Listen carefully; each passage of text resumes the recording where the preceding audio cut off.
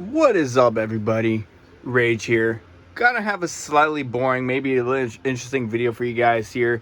I kind of put a post out on Twitter of, if I should, show off the shelf here because a lot of people seem to really enjoy the shelf, and I'm actually happy that a lot of people really like it. But of course, there is a lot of stories behind it on some of these, items here that a lot of people like you may not even know about or maybe are curious about. So, well, I'm here to show you guys this entire shelf and exactly what everything is on here. Starting from that, like that PlayStation over there to this weird block, whatever thing here. I will tell you guys exactly what it means.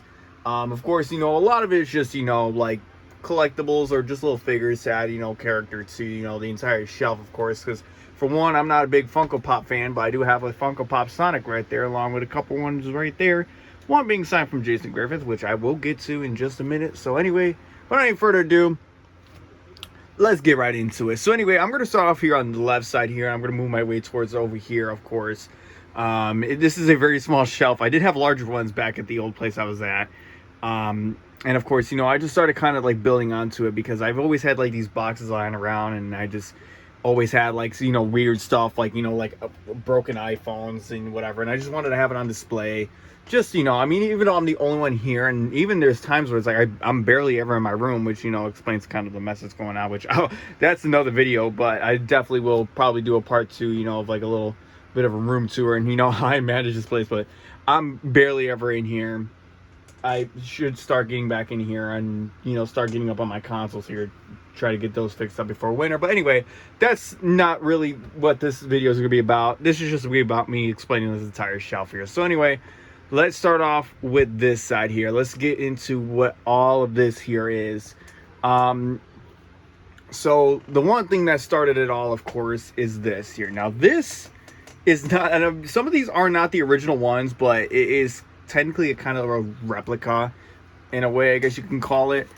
This is a MyTouch 3G Fender Edition. Now, we had a original MyTouch 3G that was not the Fender Edition, but this one here definitely has a strong place in my heart because this is the first smartphone that I ever used, was a MyTouch 3G. Now, back then we wanted, Mom wanted the Fender Edition one. Unfortunately, they sold out of it. So here, let me see if I can get it open up real quick here. Of course, she needed a phone, so she ended up settling for just a regular MyTouch 3G, which is literally the same thing as this phone, except the difference with this one is that, well, the charge likes to fall out, but look at that. A Fender Edition MyTouch 3G charger. Has, regular USB-C, or not USB, no, this is definitely way before. This doesn't even have micro USB. This is like some weird, like, proprietary, one right here, which actually a funny story is, at the time I had I think, what was it, a Leapster LMAX. Let's figure this out, because Mom had this charge. You can kind of see this thing also has it kind of going for it too, but it has like this weird, like, proprietary, like, kind of connector right there for it, which of course we'll go ahead and look at the phone and I'll show you guys here. There's a little connector right there. Let me zoom in on that. There you go. Now, fun fact, with this connector, you can actually use a mini USB cable on here. You don't have to use the proprietary one because Mom needed a charger for the phone because hers broke and nobody had a charger. They all had micro USB. And I was like, what if I just plug my Leapster cable into this? And wouldn't you know, she had a charger for her phone, so she was able to use it again. So now, of course, like I said, this is not the exact one. Unfortunately, that one's long gone. It burned out, stopped working, and I forgot what even happened to it. I think it like broke or something. But the difference between the regular one and the Fender one is not only it has the Fender body, but it has a custom boot screen on it as well, and even has the application where you can literally use it to play guitar. Yes, you can play guitar on this phone. This phone is a guitar. I'm not even joking. You press a button and it's weird. I will do a video on this coming up. I'm trying to source a battery for this thing because, like, the one in here is some generic Rayovac, and you can see it's like already swollen. Every battery that I get, I think I'm gonna have to get like an AirPods like case or something and just salvage the battery from there and throw it in here, because every battery I've gotten does not fit in this phone. So I don't even care if it's the original battery. I just need it to at least work. But yeah, so this is the phone Mom really wanted, and well, I finally eventually found one for her. or just to have for a shelf piece. This is like a collector's item. This is like 30 bucks on eBay. And it came with the box too, which I'm very, very happy about. I think there's somebody on there like trying to sell this thing for like $500 with the box and everything, and I ended up finding this one for like 30 bucks. So, but yeah, and I ended up playing Angry Birds on this phone for quite some time. Yes, I played Angry Birds at 4 FPS on this phone. Again, like I said, not the one in there, but yes, on the same model. And I actually did get another one a couple years ago.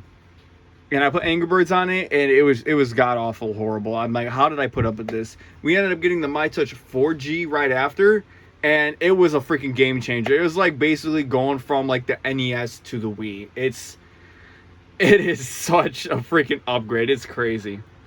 And of course, what we have over here is my first ever iPhone. Now again, this isn't the exact one, but this is an iPhone 3GS in the box. Let's see if I can get it out here one-handed. There we go, look at that.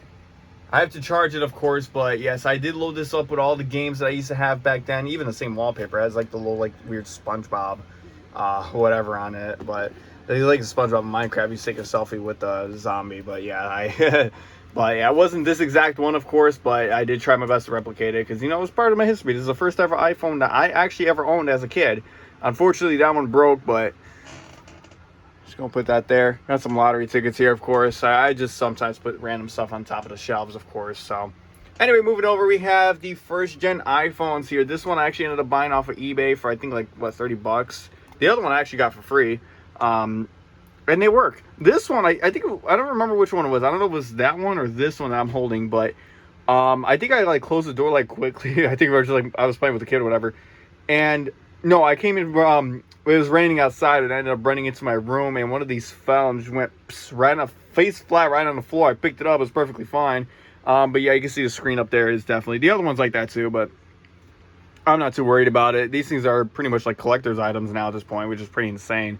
I mean, you could like find a box one for like $50,000. Yes, $50,000. I think actually MKBHD ended up buying one for like, I think like fucking like 500,000 or something. $500,000, which is fucking insane. As far as I remember, but yeah, this one's running iOS 3. That one's running iOS 1.1.4, which I actually downgraded while I was in class. So that was a freaking fun one. That oh my god, I learned a lot with these, but come on. Just like my main iPhone, it doesn't want to work. So anyway, also behind it, you guys, this is a chopped in half iPad. So every year the fam likes to play Elf on the Shelf, and we did one with my nephew because he has like 5 iPads. He hoarded like every iPad in the house. I don't know why. So I cut a couple in half for him, and he was just like, "Oh man!" And then he grabbed one of the working iPads that we put a fake like cracked LCD on it. He hit the home button on it and went back to normal, and he just ran and just put YouTube on or whatever. So yeah, it didn't go to plan, but it was still pretty funny. And right next to that, we have here, if you guys remember when I did the biggest project of the Mecha Blazer, this is one of the pieces to it, not these here. These I will get into just a second, because a lot of you guys may not know this part, but I will tell you guys in just a second, because actually I never did a video on it. But this is the transmission 4L60E clutch. This is the part of the transmission that fused with that plate and was the reason why my car was stuck in drive and had no reverse, even in park. Yes, in park it would want to move forward. If there was no like parking brake or whatever on it, it would be drivable in park. And if the reverse clutch did not hold at all and it had no second gear, I would be able to drive it perfectly fine. But no, the reverse acted like the park because it's kind of canceling it out because this thing was holding it. So you guys can go back to that video. You can see when I kind of like threw it up in the air and let it fall. Yeah, this is it. So of course I held on to this because this is one of the biggest projects, and still one of my biggest projects to this day, that I was able to fix this. So that was crazy. But of course, I just rigged it up just enough to get by through the winter, which it did handle really well. And well, this is where this piece comes in, because I ended up rebuilding the transmission. And I forgot what this is called actually. It's like this little like thing with the splines. It's like the rotor or something for the 4L60E transmission pump, which is like right on the front. Which, for any rebuilders out there, if you guys know what this is, you know something horribly went wrong, because it is such a rookie mistake that honestly any new rebuilder or any transmission installer can do. What happens is that if you put the torque converter on literally incorrectly or don't lock it into place and you try bolting it up, it breaks this piece and you have no gears. And it's so bad because I literally heard it go ding, and I was like, what was that? I was like, whatever. I ended up continuing. I put the car in drive, did absolutely nothing. I was devastated because I was literally very short on time with getting this car done. We ended up having to drive mom's car out to Tennessee, but that was a whole nother story that I'm not going to get into. But of course, I keep it up on the shelf because it was a stupid freaking move that I still kick myself to this day. But you know what? The transmission, I rebuilt this a little over a year ago, and it's done 2 trips to Atlanta, which I'll show you guys in just a second how that went. So it's still going pretty freaking strong. So yeah, and of course over here on the side, I just got a couple things here. This is a fuse. It's actually the first fuse I blew for my sound system in the Mecha Blazer. This has been in there ever since it was installed many years ago, and it finally blew. So of course I got that on the shelf. First fuse blown ever. Right here, I just got a swollen Samsung battery. It's been sitting on my desk. I just have it up here because it's been just swelling. I think this is like a Galaxy S5 or something, but I mean, it's completely dead, which is why it swells up. So if it does pop or puncture or whatever, it's not going to cause a fire because there's no charge in it. So it's literally safe. Now, if it was charged, this would be a hazard for sure. Before I get into this one, let me show you guys this one here. This one I threw in the parking lot just to see what would happen, and I think I had it land on the back, and the way it just shattered, I'm like, honestly, that's like a work of art because it's so like perfectly like shattered all throughout the phone that I'm like, you know what, I'm putting this on my shelf. But I had another one, and I was like, you know what, let me smack it with a hammer just to see what carnage I can get. And look at this.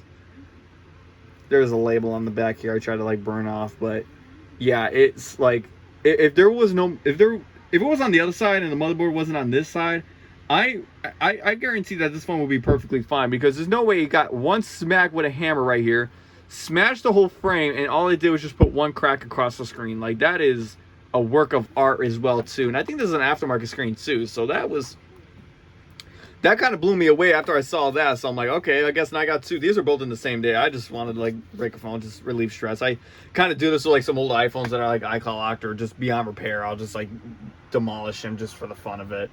But anyway, this MacBook here, this was signed by Crazy Ken at the Vintage Computer Festival last year in 2025. Funny story with this MacBook is I actually brought this with me to the Sonic Expo Atlanta because I knew he was going to be there, and I think I seen him across, but he was like wearing a mask, so I couldn't tell if it was him or not, so I just like went on whatever. I couldn't find him. He ended up sponsoring the expo, which is pretty freaking cool. And yeah, he was there, but he was the one that he actually bought this giant Tails cutout for like, what was it, like 300. Me and my friend were like, wow, like somebody really like spent that much money on the Tails cutout. It was pretty fun. So yeah, I was very surprised to see that it was him that did it. So it was so freaking cool. But he messaged me, says, hey, I'm gonna be here if you want me to sign the MacBook, because you know, I did tell him I wanted him to sign it, and he did, because you know I used to watch his stuff, and I haven't really watched any of his recent stuff. I should really start watching it again, but I used to watch a lot of his videos. His favorite one is the G5 one when he plugged it in and it blew up. That's because the G5 is one of my most favorite Apple computers of all time. And well, I got a Mac Pro now, but well, I still got it. It is with the giant ass Sonic. I don't even remember that guy. There's my Mac Pro, the custom black Mac Pro, and then there's the G5 right there. And there's his song. This is the one I brought with me to the 2025 Expo. But yeah, he's still there. I have to fix him up. I have to wash him. He's so freaking dirty. But anyway, let's move on here. So over here, got the Kicker headphones, the Kicker Tabers. I love these headphones so much until like 2 weeks later, we came back from school. My buddy showed off these headphones, and I was like, where were these at? Because I love bass, guys. I'm sorry, I'm such a freaking bass head. And when I heard these headphones for the first time he showed me, I was like, what are these? And I waited a whole year to get these for Christmas again, and it was amazing. I love having these. And of course, a year later, I got the Crusher Evos, which going from these to these was life-changing. Like the bass on here is really good, But when you go to these, it's so much deeper. It's so much lower. Like, I remember the songs I were playing on here, and I played it on these. I nearly cried at how good the bass was. It was freaking amazing. So these headphones are so good that my roommate from Tennessee borrowed them without telling me, and he broke one of the haptic engines inside of the thing. So it was just, all you hear is just rattling like it was the freaking trunk of a Chevy. It was horrible because that's all you hear while wearing it. I literally bought a broken pair and fixed these pairs because these are the ones I had since high school and are still going to this day. So yeah, I renewed those freaking headphones. So I was really committed on keeping those, but unfortunately I don't have the Tabors no more. One of the sides ended up stopped working, and it was just, yeah, unfortunately they're not in a box. Would I get another pair? Definitely. I really love the way they sounded. They sounded really nice. Honestly, if I could, I would probably grab the haptic engine from the Skull Candies and put them in the kickers, and that would definitely be a kicker headset for sure. Anyway, moving up here, we do have an iPhone box, which is the iPhone 11. As you can see, it's not a sealed iPhone 11. This is actually the iPhone 11 I got a month after launch. As you can see here, 128 gigabyte. Unfortunately, I don't have it. It ended up getting replaced. So I still have the phone, but I let my old roommate use it, and it's iCloud locked now. So it's I don't know. It's just there. I'm like, it is what it is. But yeah, that's kind of like one of the first newest iPhones that I've ever owned was an iPhone 11. And that phone was really freaking good until, you know, it started getting updates, and it was just horrible. I remember like iOS 13 on that thing, it would turn on in like 10 seconds like that. iOS 14, it took like a minute, and then iOS 15, it just started going downhill from there. Apps started like not working. It was just becoming barely usable. It got to the point where I had to switch to my Note 10 just to get by because that phone became so unreliable. I think they ironed it out. I think iOS 26. This is getting iOS 27, which is freaking insane. I'm pretty sure they ironed out a lot of the bugs on it, but I'm pretty sure that thing's still chugging along. But it's still insane to see Apple still give that phone updates. So, you know, I just hate how it aged. And the battery was still good on it, by the way. Now this here, this is something you guys probably have no idea about, so I gotta explain this to you. So if you guys remember the Sony rear projection, which is actually one of my most popular videos for some reason, this is not from that. Unfortunately, I had to leave that TV behind at a place I was living at. Not going to get into in this video. All I can say is just be careful who you trust, honestly. I lost 2 rear projections. One of them being the 55WS655, which is one I've been looking for a while, but I'm not going to get into it. This ain't the video for that, and I'm not going to get into that. But this is from a KDF-E60A20. This is in Sony optical block. This is something that's kind of infamous for having the blue dots on the screen. You can look up Sony rear projection blue dots, and you can see a bunch of pictures of it. I had a Sony TV with that exact issue, which is the KDF-60WF655. And I remember messing with this optical block. Just like, man, I see the problem right here. But, of course, I was a kid. I didn't have no money, and I couldn't fix it. So I ended up, like, blocking this off and fixing the dots on the screen. And I even made it into a projector. And I just remember looking at this stupid little block. I'm like, this is such an interesting block. Like, how it's just put together. It has 3 panels for the red, green, and blue. 720p. And it all comes out through here, and it comes onto a projector. It was such an interesting piece. And I just kept looking at it. I'm like, wow. And, of course, I got another one, and I ended up making it a shelf piece because I love these Sony rear projections. Like, I don't have it no more, but I do have a Sony 32-inch.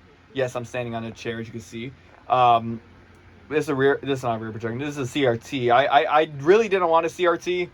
But it was free, and I'm like, let me get one before, you know, people start scalping these things, because people on Marketplace are selling these TVs for like almost $1,000 now, which is fucking insane. Like, excuse my language, but it seriously is. Like, come on, $1,000 for this, guys. Like, seriously, this is a 65 QLED curved, and I got it for $250. How is this cheaper than a CRT? Like, come on, guys. Of course, it has to be a retro TV, so that's why it's so much. Oh my god, we all know the struggle. We all see it. moving over here to this side. Oh, actually, yeah, I really didn't explain this whole MacBook here. This is a MacBook Pro 15-inch 2008. Of course, I had Ken sign it for me. Shout out to him for that, though. I kind of got sidetracked off of that, but yeah, if you guys are wondering, yes, this was actually a working MacBook, and it still is. This had every Mac OS installed on it, and now it just kind of became a shelf piece, because this is actually one of my most favorite MacBooks of all time, because it has the front CD drive, the keyboard on it is amazing, the bezels are super thin, and it has so much I/O input. This thing has a DVI output. Hang on, let me show you guys something real quick. This is actually right before that model, but this is a PowerBook G4. It's literally the same thing with just a couple differences, but the keyboard is so freaking nice to use. The bezels are so thin. There's just so much perfect about this laptop that I just like. Look at all this I/O right here. DVI. You can plug a cinema display into this without any adapters. I really wish Apple just made a modern MacBook where if somebody like actually like made like a board to where you can upgrade these things and put like a Core i7 in it or something, especially since these things are plagued with the NVIDIA chips burning out, just like the PS3s and the Xbox 360s of that era where they just die or have the yellow light or the red ring. It's all GPU related because this is the era of bad GPUs. You got to think about it. They all come together. HP Pavilion DV7s, done.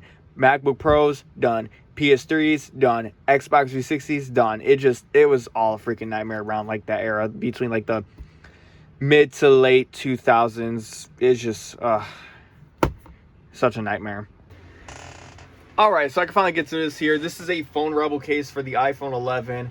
I stand by these Phone Rebel cases. This is a case, if you guys know who Everything Apple Pro is, he makes these cases. He still does to this day. I think he stopped doing videos just to make these cases, and these are really freaking good cases. I love them. You can see I definitely love them because I bought a couple of them, of course. I think I have an iPhone 8 one still in the box, so I did have an 8 Plus at some point, but I honestly, I don't remember what happened to it. I think the back cracked on it. I ended up putting the case back in the box because I was going to get another one, and I just never did. Got some Sonic figurines right here. Got the 2025 Sonic Expo Atlanta card right here. I think this is like the schedule, honestly. Let's see. Yeah, here you go. First ever Sonic Expo I went to, and it was actually the first Atlanta one. But yeah, this is it here. So much going on. It was just a map of it, so it was pretty cool. I love the artwork that they do on it. And then, of course, speaking of artwork, this is something my buddy Shredder made. He doesn't even remember making this, but I told him, like, hey, if you draw something, I'm putting it on my shelf. And, well, I do. So, of course, we got Sonic the Werehog. He's my favorite, along with Knuckles as well, too. Somebody actually did this on Twitter, so I decided, I'm like, you know what? Let me go ahead and do it as well. I've run with this here. This is actually the tag from the Giant Sonic. I just held on to it because there's really, like, no information about it. Look at that, 60-inch Sonic. So, yeah, of course the Werehog holds it down, so I don't lose it. Got some of my glasses here. This actually broke at the at a bowling alley. I went with a group of mine, so it just fell right off my hat, and it cracked right there, and now the lens just like falls off. I did have these ones as well too, but it's so scuffed up, it's like nearly unwearable. Right here, I got a copy of Shadow the Hedgehog. I bought this at my local game store. I think it's called Back in the Game. They sell like retro gaming stuff, a lot of physical media there. And I asked them, like, every time I go in, I always ask them if they have this game, but I barely go there, so obviously they don't remember me. But they did say they have it, and it was $50. I was like, go for it. They do have a copy of Sonic Adventure 2 for Dreamcast, but it was $120. I think it was, I don't remember if it was 100 or 120, but I really wanted it, but I was at a budget at the time, so I had to pass up on it, unfortunately, because Sonic Adventure 2 means so freaking much to me. I'll explain it when I get to that, but it definitely has a strong heart for me, but I'll get into it in just a second for you guys. Right behind it, we have a giant Mecha Sonic Mark 1. Now, Mark 2 is my most favorite Mecha Sonic of all time, but of course we got to think about Mark 1, which originally the Mecha Blazer was supposed to be Project Wereblazer, which is supposed to be like the Werehog car. But I ended up changing it to mecha because if you kind of think about it, you know, this is kind of a robot just made out of scrap parts or whatever, such as Scrapnik right there. And the amount of times I went to the junkyard and getting parts for this thing, I'm like, I'm kind of scrapping this thing together. So I was like, you know what? Why don't we make it the Mecha Blazer instead? And it became a really strong name for it. So yeah, it went from a Werehog to a Mecha. So it's pretty freaking cool. So yeah, of course I had to give Mark 1 some love because it's kind of the resemblance of the, you know, when I first got the Mecha Blazer, but he's such a fun guy. I'm really liking the fact that they're making merch out of him. I really am hoping to see more of Mark II Sonic, especially the classic guy.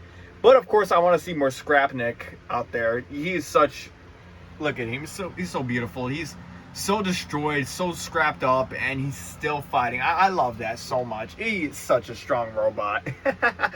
Got a Sonic Chia Pet, of course. I think somebody gave this to me for Christmas. I just did not have the time to plan it, so it's just been sitting up here. I'm pretty sure this thing's like dead already. Up here, got the Sonic and a Shadow. I have the Galaxy S7 Edge box right behind Shadow. Honestly, I feel like it's canon that Shadow uses a Samsung Galaxy S5. I don't know why. I just feel like he's one to use a Galaxy S5, but the Galaxy S7 Edge, that box behind it is actually Mom's original S7 Edge. It's not in there, unfortunately. That phone's long gone, but I still held on to the box. And now the iPhone box right behind Sonic, not only there's 4 iPhone 5s in there, but there's actually one running iOS 6 still. Yes. And I found it at a thrift store, believe it or not. I went and looked at it, like, can I look at that iPhone 5? Because it was an iPhone 5. I was like, oh, 25 bucks, I might not get it. I have the power button. As soon as I seen, like, the low battery icon show, like, the iOS 6 style, I immediately gave it my car. I'm buying this phone right now. And I had to jailbreak it a little bit to bypass the passcode. Is his name Frank? Whoever you are, if you're watching this, let me know in the comments. I think you're Frank something. I know who you are. You're on Twitter. I don't remember your freaking name at the top of my head. I'm so bad with names. I'm so sorry, y'all. Like, you could tell me something about a famous person, and I will not know unless you get more, you know, descriptive about it. Oh, I'm so bad with names, and I feel bad because he actually helped me really well with that. So big shout out to him. I'm so sorry I forgot your name here. But anyway, yeah, so there is an iOS 6 iPhone 5, and yes, the Vine app is still on it. Unfortunately, no Flappy Bird, but yes, it does have Vine on it still. It has the old DirecTV app on it, so I do have to plug that in along with the iPhone 3GSs and the 2Gs as well, too. Moving on over here, we got some Funko Pops down here. This one on the right, I brought this to me to the Atlanta Sonic Expo in 2025. And I got it signed by Jason Griffith because, again, Werehog is my most favorite Sonic character of all time. I love the Werehog so much. So, of course, I had him sign it for me. Shout out to Jason for that. Thank you so much for it. But this thing did have an adventure because the Mecha Blazer got broken into in 2025. And I remember I was just driving with a busted window in the back. I mean, it wasn't like bad or nothing, but yeah, the back window was down.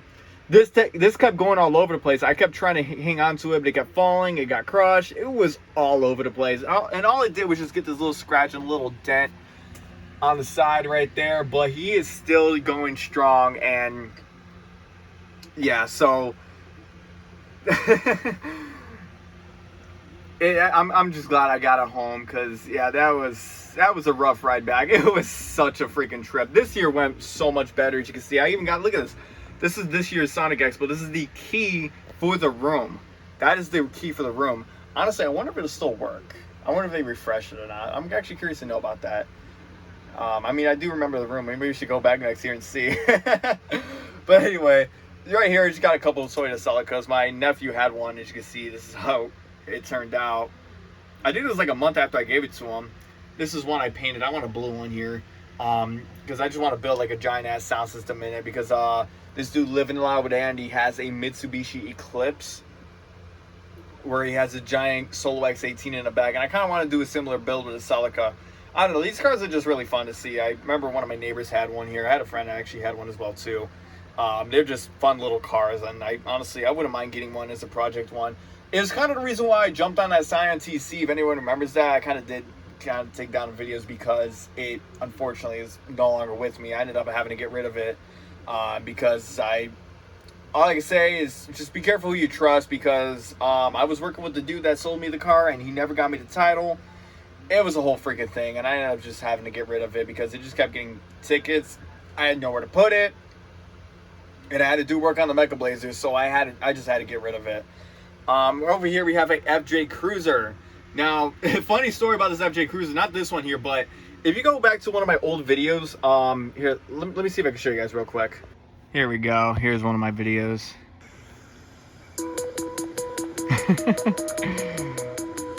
This is a video if you guys want to check it out. This is actually the debut of me showing off the Mecha Blazer.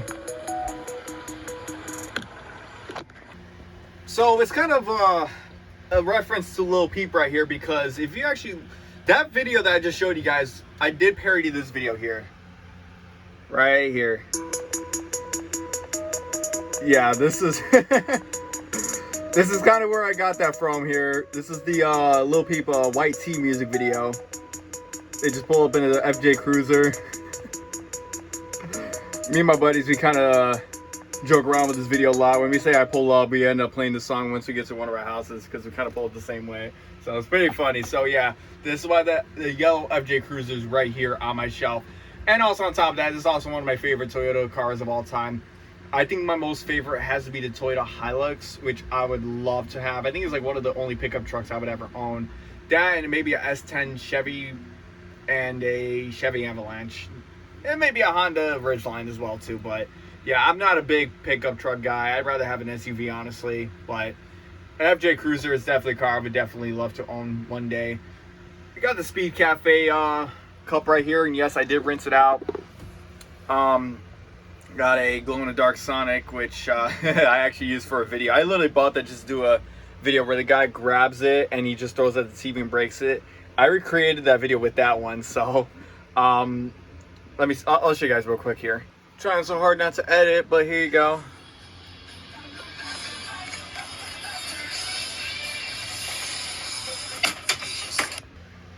I literally bought him just for that video, and I just put him up here. There's some nights where I go to sleep and I see like something glowing, and it's just his head, so he kind of gives like a creepy Sonic EXE type vibe or whatever. So yeah, he's pretty fun. But yeah, up here got another Mecha Sonic Mark 1.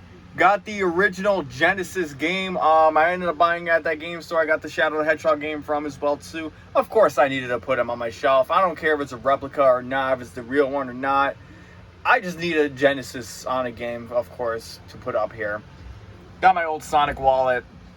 Got the badges for the Sonic Expo. Got one for 2025. And the recent one from last week. I'm still feeling the depression from it. Oh my God, guys.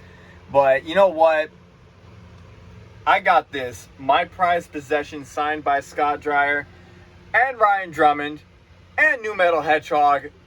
The PS3 CECH A01. Now, unfortunately, I could not get this one fixed in time for the Expo. I was hoping to, because I did want to play it there. Unfortunately, I couldn't get it working.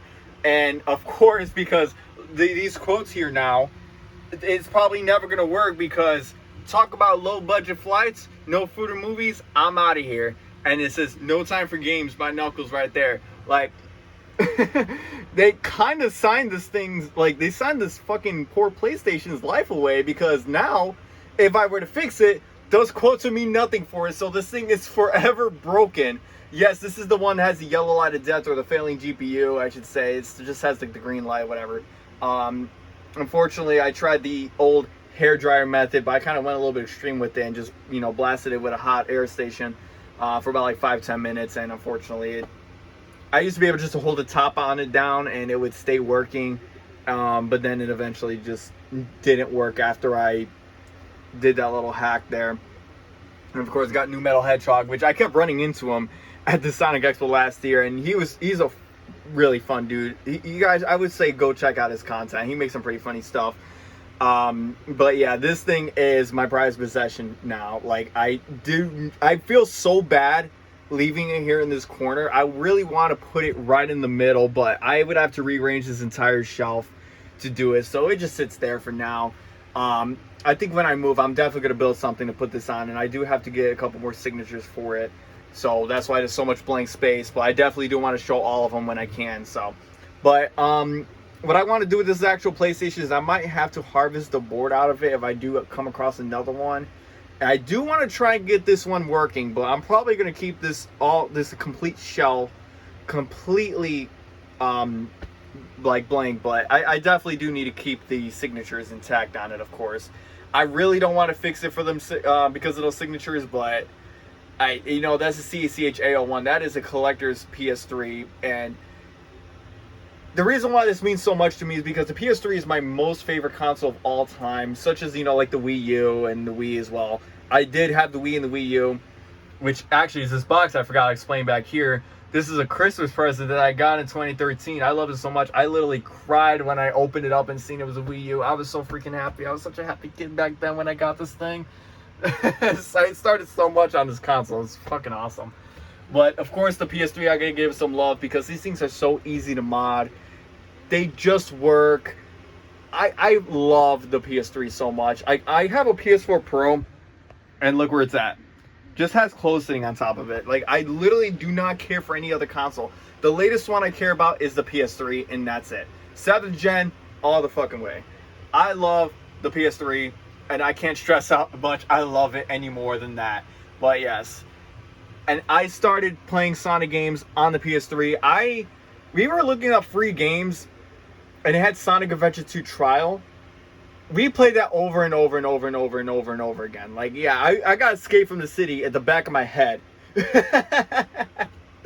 Yeah, and honestly, to see from how I was playing it back in 2013, the trial version of that game, to getting the voice actor signatures on an actual console, it is mind-blowing on how far I've come. And honestly, I'm really proud that we are here, and this thing, it means so freaking much to me, and I just love it. I'm so glad I was able to get this signed, and I'm glad it finally has a place on my shelf, and being a launch model as well too means a lot more to me as well too. All right, moving on. Got to some of the Sonic comics. I got at it was when I was out in Tennessee. There was this little comic store, and I got a couple comics from there as well, and they even got a little comic book down there. I've been wanting to read them, but they ended up just being shelf pieces, of course. And then this one here, the Scrapnik Island one here, I actually have the art for it, signed by Daniel Barnes, right down there.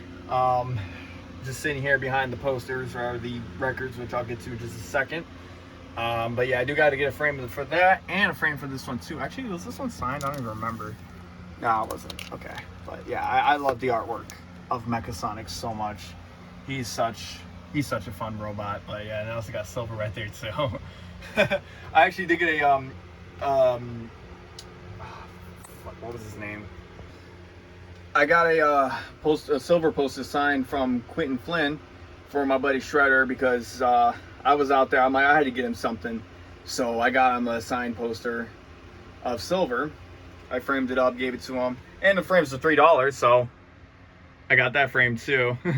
Also, I have this framed as well too. That was just a test print I did at work, and I ended up framing it. So right here we got the Knuckles car, which we go to these Amazon like liquidation places, and sometimes we'll find something good, sometimes not. And we ended up finding this in a bag. I wanted to fix it up, but we were just like, what, I'm just gonna keep him like this because it's pretty funny. So yeah, we even got the remote from him too as well. Got a power supply for, I think, these LEDs that don't even work anymore. Yeah, right here got the Xbox fridge, which I sticker bombed, of course, which is why it's still staying on my shelf. I should probably put a bunch of stickers on it. Got a Sonic LT badge on it, which I've been wanting to put on the Mecha Blazer, but I ended up putting different badges on there anyway. So I really don't know exactly where to put this Sonic badge at. If anyone actually has any recommendations, let me know. Otherwise, it's just probably going to stay there. I was going to give it to a friend of mine, but I don't know if he'll put it anywhere either. I did have another one in the glove box, but I lost a bunch of letters, so yeah. But yeah, I got a Sonic sticker. Got the Apple sticker with the Rage R on it, which I actually do want to redo the logo at some point, but it's just a little minimalistic here. But yeah, I got the Kicker Foam Rebel sticker as well, which came from this. Up here, got a Sonic Funko Pop. Got a G Fuel can right here, which I got a funny story about G Fuel. I'll tell you guys in just a second here. But right behind it, you got the Bloxy Cola. My buddy 3D printed the can and printed out the Bloxy Cola thing, which was pretty funny. Back when Roblox actually was a fun game before it's, you know, now they're banning Chris Hansen. I'm not getting into that. You guys, this ain't the spot for it. I ain't doing Roblox no more. Fuck that. Got a Sonic mug right here. But anyway, back to the G Fuel right here.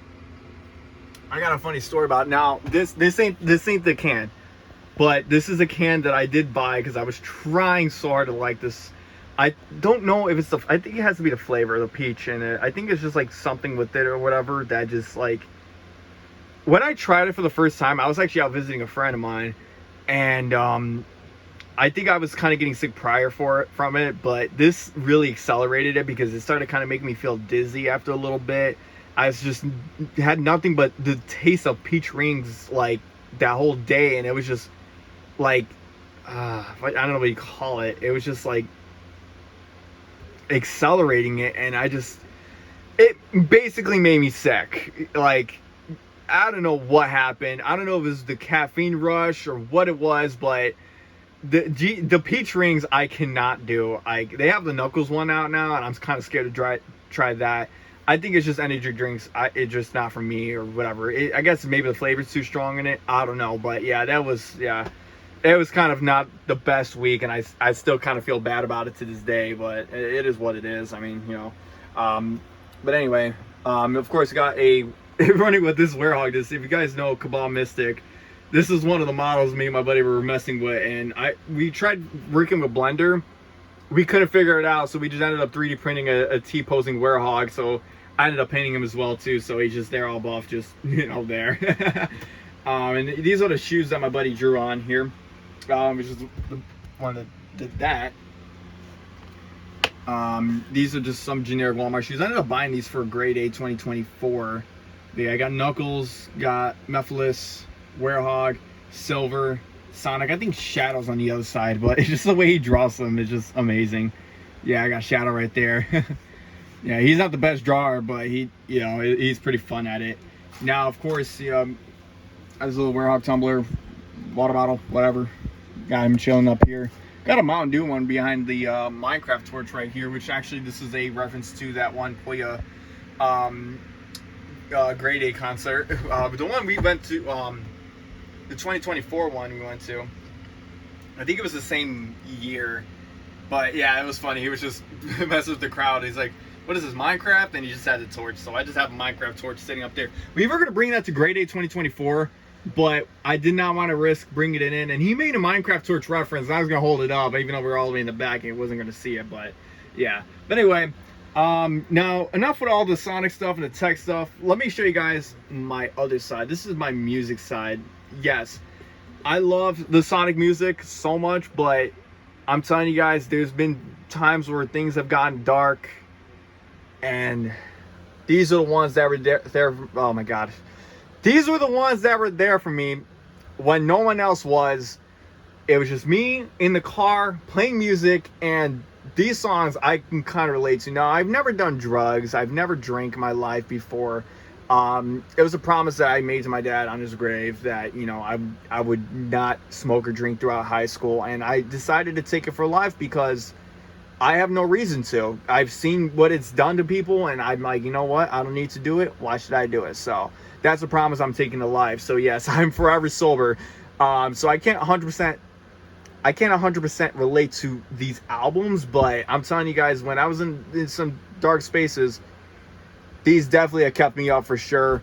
Suicide Boys and Lil Peep, Brendan Savage. It was, yeah, I don't have any Brendan Savage merch, unfortunately, but yeah, these definitely had to get these, of course. New World Depression was one I really locked in with. I was waiting for the release of this album, and this is the album that debuted for Grade A 2024, which was my most favorite one of all time. I remember my buddy in 2023 when, you know, things were kind of getting pretty dark for me. He showed the song My Flaws Burn Through My Skin Like Demonic Flames from Hell, and that's when I just took off from there. And when they performed it at Grey Day 2024, I cried. Yes, I cried at Grey Day when they played that song, because it was our first ever Suicide Boys concert, and they played the song that started it all for me. That concert meant so much to me, and I have so much respect for Suicide Boys, for them just being real, for them just sharing their stuff that they're going through and everything that they've done. Like, you know, they did it all by themselves, and I got mad respect for them. They didn't let no label or anyone change who they were. They just did it because they wanted to do it. And I guess I can say the same about Lil Peep, but he's definitely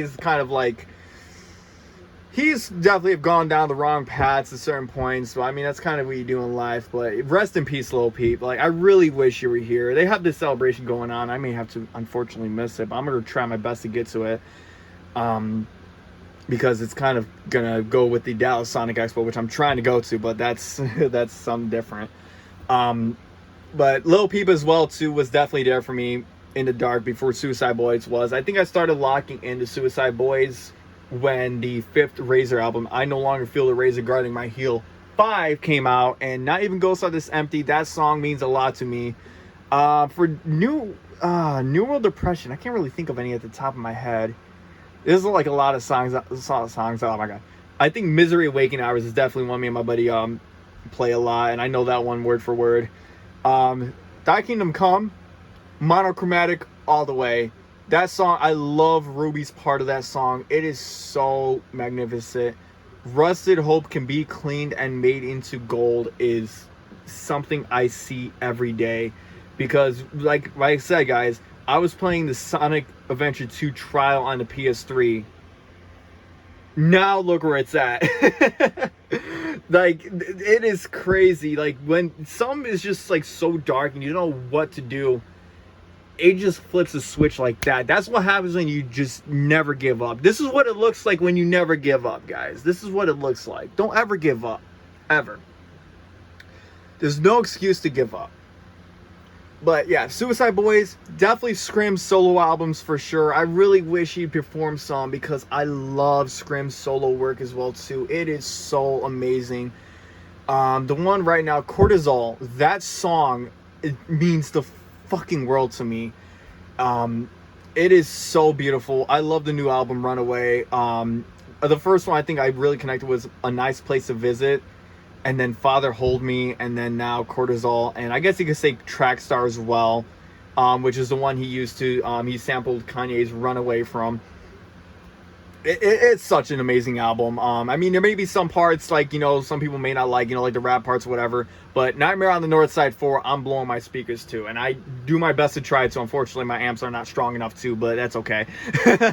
But yeah, so yes, I have a completely different music taste to my actual favorite character taste. It is such an odd, like, combination here. But that's okay. There's nothing wrong with being different. There's nothing wrong with having different taste in certain things.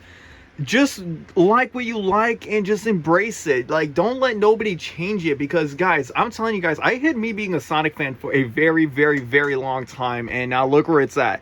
I have the Mecha Blazer is based off the Mecha Sonic. Like, I drive that thing around. I mean, it may not have the best paint job, but hey, I drive that thing around like it's a Trailblazer SS, because I love that car. I love what I did with it. I love the adventures I've been with. It's amazing. But yeah, so, and of course I'm playing Suicide Boys in it as well too on the 218. So, but yeah, so there you guys have it. I don't even remember which order these shoes were. They're wrong sided. But yeah, I also do have the receipts too for the albums as well.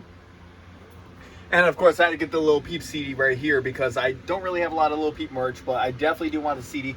I almost opened it up and put that on my radio because I didn't have an aux cable at the time. Which, maybe I'll upload the video at some point when I get bored, but I'll explain a little bit more about that. But I did put the stock radio in the Mecha Blazer, and it didn't have an aux input, so I was just kind of restricted to using CDs. So I almost got close to putting that in there. Luckily, I did it, because the CD, it wouldn't go in, and I pushed it in, and I could not get it back out. I couldn't get the CD out. So I'm glad I actually resisted opening that CD and putting it in, because if that CD got messed up, I would have been hurt. I almost ended up buying another one just to play it, but I got an aux in there, so we're all good now. But anyway, also a little preview on my posters. This one kept falling over. Got one right behind the Sony as well. I'm telling you guys, my room is so freaking small. Like, this is a 65 curve, and like, look at that. That's how much room there is right here. Got a couple games here as well too. Our room was a little bit of a mess. Got some posters here. Got an Apple X serve down there, which I should get back to doing whatever. If anyone has any ideas what to do with an X serve, let me know, because I actually do want to do a part 2 to the video I want to upload. So just let me know. But yeah, I've also got the shadow poster. I remember I found this. I'm a Mountain Dew guy, so when I seen this poster, I had to get this. Is actually, I think, my first Sonic poster I've ever gotten. That, or it was that one. I think I got this one first, and I put it on my closet door. This is actually kind of like my awakening to when I really started, like, you know, becoming like a Sonic fan. I just ended up putting it on my closet door and just had it there. And I ended up getting this one next. That's not the original poster. The original one, unfortunately, got ripped trying to take it off, and now I have it framed. So, but yeah. But there you guys have it. There is the look through of my entire shelf and everything, you know, about it. It's that we've definitely have come a long way, for sure.